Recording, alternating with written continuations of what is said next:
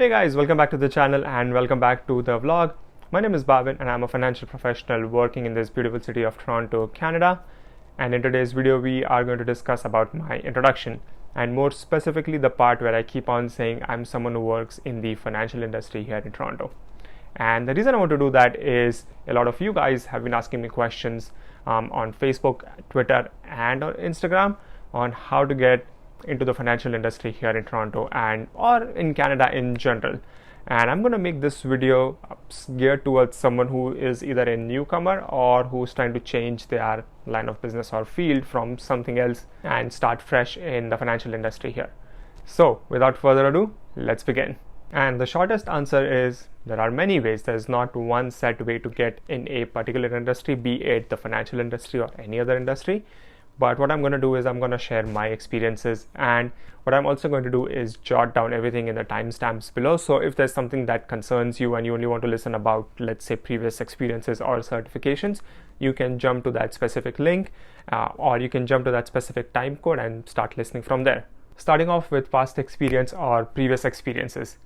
Yes, the previous experience or the past experience you have in your home country or in a different industry will count, but specifically if you have banking or financial experience from your home country, it would definitely count towards your resume when you come here. Two things to keep in mind when you're looking for a job and when you want to start fresh is, number one, that all experiences are not counted equally, and the second one is, and this is not me being negative or putting it down, but you might very well have to start a position or two lower than your position that you had back in your home country. For example, if you were, for example, a branch manager in your home country, when you come here, your experience of dealing with clients, understanding the banking system, understanding the financial system is an asset, but you may not get the position of branch manager right away. You might start, I would say, maybe as a advisor or maybe even a customer service experienced person.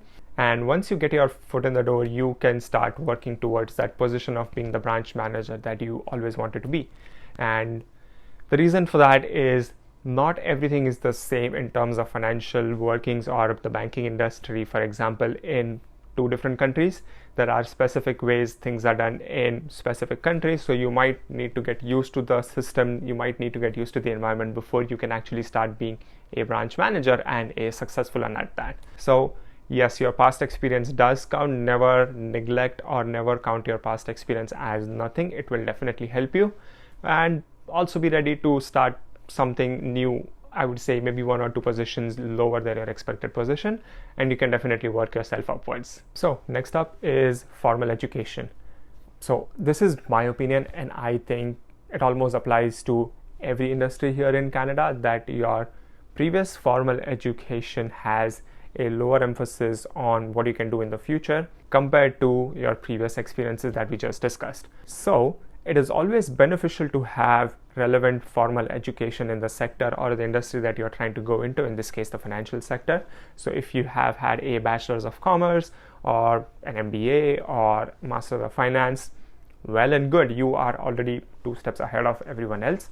But if you're someone who doesn't have previous formal education in the financial sector, it is not a make or break situation, because eventually once you have your foot in the door, you will have to give certain certifications and you will have to be certified to do certain things, which is like the formal education. So if you don't have something formal, don't worry about it. You can still bring in that past experience and you can get that formal education here in Canada, so it is relevant to this specific country. So let's talk about certifications. And certifications are something that you will eventually need them.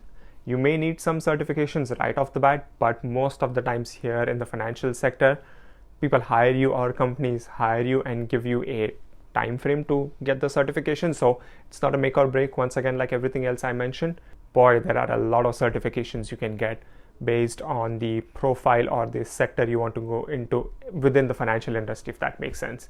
So if you want to go into retail investor, or if you want to become someone who works in the wealth management industry or private banking or an analyst, each of that niche has have certain specific certificates that you can get or you must get eventually once you are working towards it and get the job. And most of these certificates would be from the CSI or the Canadian Securities Institute. And what I can do is I can throw some light on some of the certifications that I know or I have since I started working in the wealth management industry. So this can give you maybe a starting point on what to look for and what to not do or what to study for in the future. So the most common one is the IFIC, or the Investment Funds in Canada, from the CSI Institute. This is a very basic certification that is required for you to sell retail products or mutual funds through a retail distribution channel. And the IFIC certification is not only a very good certification in terms of knowledge that it gives you, but it is also required if you want to sell anything here in Canada. So it's a must-have if you are someone who is, say, financial service representative, then you need to have IFIC. But if you want to start learning about it, you can still give the exam, although it's a little bit on the higher end. I think it's about $600 or $700 if I'm not wrong, but it's a very good starting point to start learning at least about the financial industry here in Canada. Next up is the CSC, or the Canadian Securities course. And this is a broader version of IFIC, or I would say IFIC on steroids, because it covers mutual funds, it also covers other alternative investments, and it also covers equities. And this is important if you're trying to become an advisor after you have been in the industry for a while. Once again, this is also even more expensive than the IFIC. It comes to about $1,200 or $1,000 as of today. So definitely on the higher end and definitely on the intermediate level, I would say, once you give the IFIC. But once again, gives you a deep dive into the financial industry here, and it also gives you a license. So you become licensed as to sell mutual fund, equities, and other alternative investment products.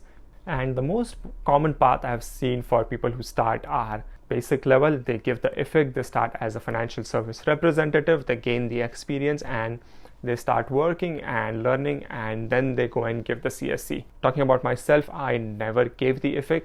The program I took here in George Brown College, I had CSC in there, so I just straight up went and gave the CSC exam. And if you are someone who's trying to get your foot in the door, this may work, but this may also very well not work, because once you pass the exam and you are licensed, you have 2 years to either get a job or find a job or stay in the job that would require that license. So if you, say for example, give the exam, you pass and you're licensed, but you don't get a job for 2 years from the date of you clearing the exam, you will have to give the exam again, because you will lose your certification if you don't get a relevant job in 2 years. But it worked out for me. I started as a bank teller, but worked my way up into the financial planning world or the wealth management industry within the 2 years. So I was able to keep my license and continue working and learning. The other exams that will come after are, once again, depending on which field you want to go into. But myself, working in the wealth management industry, we had to give the CPH, which is the Conduct and Practice Handbook exam. And the other one was WME, which is the Wealth Management Essentials exam. The books are right behind me. I'm still studying. I have given the part 1 of the exam.